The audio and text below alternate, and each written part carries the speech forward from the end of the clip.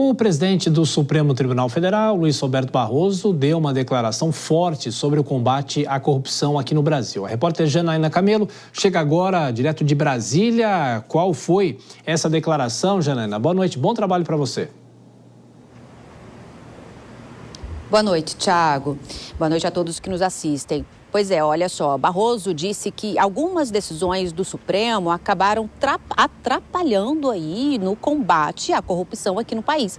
Ele deu essa declaração durante uma palestra que ele concedeu na Academia Brasileira de Letras, na ABL, no Rio de Janeiro. E aí ele citou alguns exemplos para justificar isso, como, por exemplo, algumas sentenças com relação à Lava Jato, operação da qual ele foi muitas vezes a favor de condenações. Ele era defensor da Lava Jato, mas muitas vezes ele acabava sendo aí voto vencido. Então, ele deu um exemplo, por exemplo, de Aldemir Bendini, que foi o presidente da Petrobras na época, foi condenado, né, por lavagem de dinheiro, por corrupção, mas acabou tendo essa condenação anulada por decisão do próprio Supremo.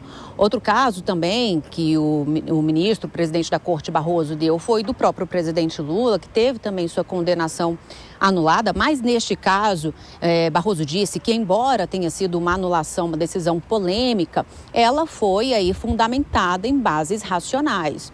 Ele deu exemplo também de sentenças que foram anuladas a partir de delações premiadas. Então, o ministro, o presidente do STF, disse que essas decisões aí do Supremo de voltar atrás foram casos que geraram polêmica e atrapalharam aí no enfrentamento ao combate à corrupção. A gente separou esse trechinho do que ele disse e a gente vai ouvir agora.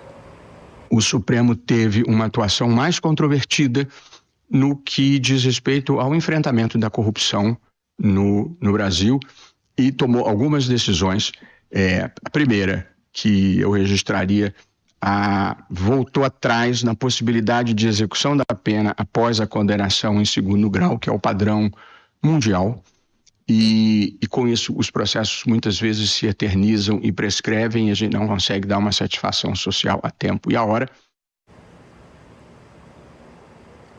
Pois é, então Barroso disse que isso, por exemplo, esse caso que ele citou com relação à condenação depois de segunda instância, e acabou deixando o Brasil aí contra uma decisão que é padrão no mundo, né? Então Barroso, complementando aí essa frase, ele disse que houve algumas decisões do Supremo em matéria de enfrentamento à corrupção que acabaram aí contrariando, não correspondendo às expectativas da sociedade. Tiago. Declaração que obviamente chama atenção por ele ser presidente da corte. Janaína Camelo com todas as informações do judiciário. Bom trabalho para você, até mais tarde. Bom, Cristiano Vilela, essa declaração do presidente do Supremo chama atenção de que maneira? Porque ele admite mudanças de entendimento que possam ter dificultado ou contribuído de forma contrária, vamos dizer assim, ao combate à corrupção aqui no país.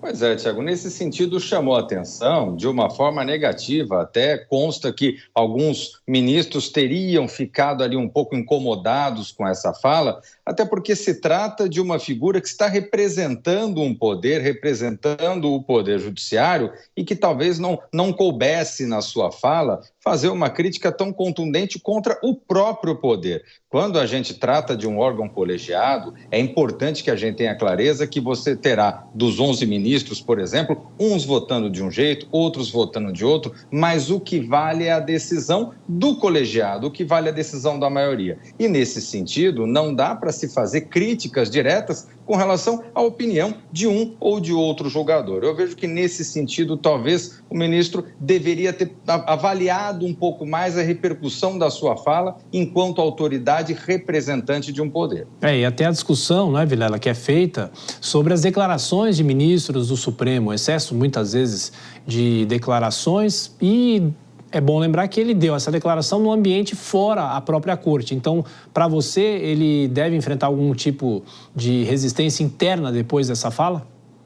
Olha, é natural que haja. Quando se eventualmente existe algum tipo de fala como essa, que é uma fala que expressa opinião pessoal e é uma fala que acaba se constituindo num aspecto crítico, é natural que quem foi criticado, por exemplo, não vai gostar. E aí, com isso, a gente faz com que um ambiente, que é o ambiente do judiciário, que deveria ser um ambiente mais contido, acabe tendo algumas rusgas, o que, de uma forma geral, não é bom. Eu vejo que o poder judiciário ele tem que ser um poder técnico e deixar, assim, a questão mais política, a questão mais controvertida para o Poder Legislativo e o Poder Executivo, que são ambientes de embate político. O Poder Judiciário não, ele tem que atuar falando nos autos e não realmente em declarações polêmicas como essa.